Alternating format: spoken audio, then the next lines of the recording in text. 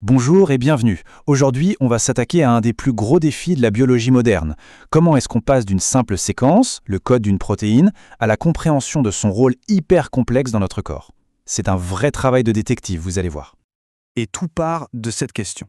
On a des technologies aujourd'hui qui nous permettent de lire les séquences de protéines à une vitesse mais incroyable. Le résultat, une quantité de données absolument astronomique. C'est un peu comme si on avait des millions de livres. On peut lire les mots, d'accord, mais on ne comprend pas l'histoire qu'ils racontent. C'est là que notre enquête commence vraiment. Ce décalage énorme entre ce qu'on peut lire et ce qu'on arrive à comprendre, eh bien c'est ça, le grand puzzle de la bioinformatique. Un défi que les scientifiques s'acharnent à relever tous les jours. Pour s'attaquer à ce puzzle, il faut connaître la règle d'or, le principe de base de la biologie des protéines. Tout, absolument tout, part de la séquence, cette chaîne d'acides aminés. C'est elle qui va dicter comment la protéine va se replier sur elle-même pour former une structure en 3D super complexe. Et c'est cette forme unique qui va lui donner sa fonction, son rôle biologique. Séquence, puis structure, puis fonction. C'est une chaîne de commandement implacable. Et voilà l'ampleur du problème en une image. D'un côté, on a une montagne, un gratte-ciel de séquences qu'on a pu lire. Et de l'autre, une toute petite colline de fonctions qu'on comprend vraiment.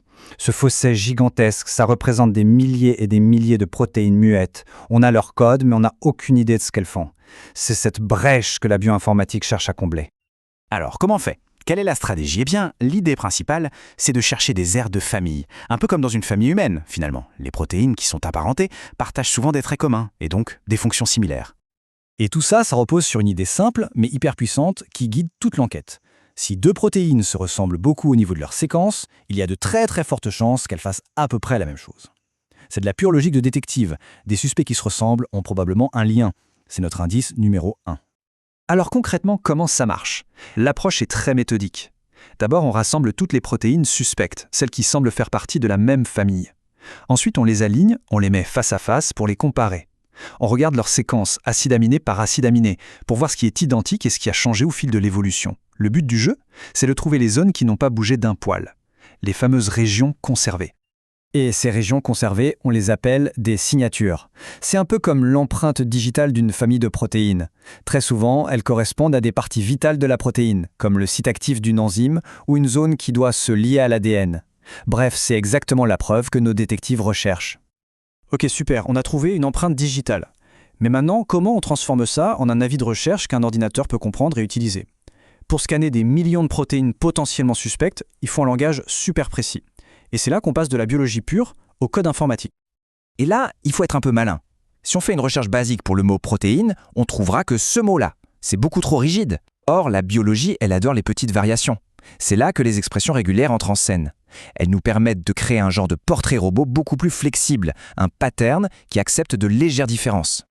Et regardez un peu la puissance de ce langage. On peut dire à l'ordinateur, ok, à cette position, je veux soit une alanine, soit une leucine, soit une thréonine. Juste après, je veux n'importe quel acide aminé, sauf cela.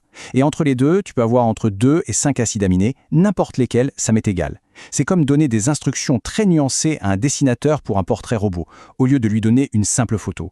On capture l'essence de la famille, pas juste un seul individu. Ces expressions régulières, c'est un outil formidable, mais elles ont leurs limites. Parfois, les familles de protéines sont tellement diverses, tellement variées, que ces motifs simples ne suffisent plus. Il faut passer au niveau supérieur. Prenez la famille des globines par exemple, celles qui transportent l'oxygène dans notre sang. Leurs séquences sont très différentes d'un membre à l'autre. Quand on les aligne, on voit plein de trous, ce qu'on appelle des insertions ou des délétions. Un simple motif, un simple pattern, ne peut absolument pas gérer ce genre de complexité. Et la solution à ça, c'est le profil HMM. Si le motif d'avant était une clé un peu rigide, le profil HMM, lui, c'est un passe-partout intelligent. Là, on n'est plus dans le oui ou non. C'est un modèle statistique qui calcule un score de ressemblance. Il sait gérer les trous, les variations. Il peut dire « ça ressemble à 85% à un membre de la famille des globines ». C'est l'outil parfait pour les familles les plus complexes. D'accord, donc maintenant on a les outils pour trouver et pour décrire ces fameuses signatures, mais où est-ce qu'on stocke toute cette connaissance? Où se trouve le grand dictionnaire qui fait le lien entre une signature et sa fonction? La réponse, c'est ProCit. C'est l'une des bases de données de référence dans le domaine, créée dès 1998 et qui a grandi en même temps que la fameuse base de données SwissProt. C'est une véritable encyclopédie qui catalogue des milliers de signatures et de profils. Et attention, ce dictionnaire n'est pas petit. En octobre 2024, il contenait 2702 signatures uniques. Imaginez un peu, 2702 portraits robots différents, chacun capable de déverrouiller la fonction de milliers de protéines encore inconnues. C'est un véritable trésor de connaissances accumulées.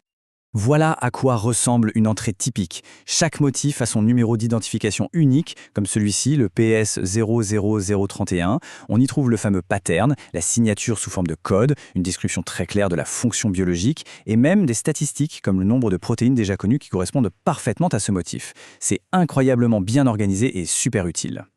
Bon, maintenant, passons à la question la plus importante. Pourquoi est-ce que tout ce travail de décodage est si crucial ?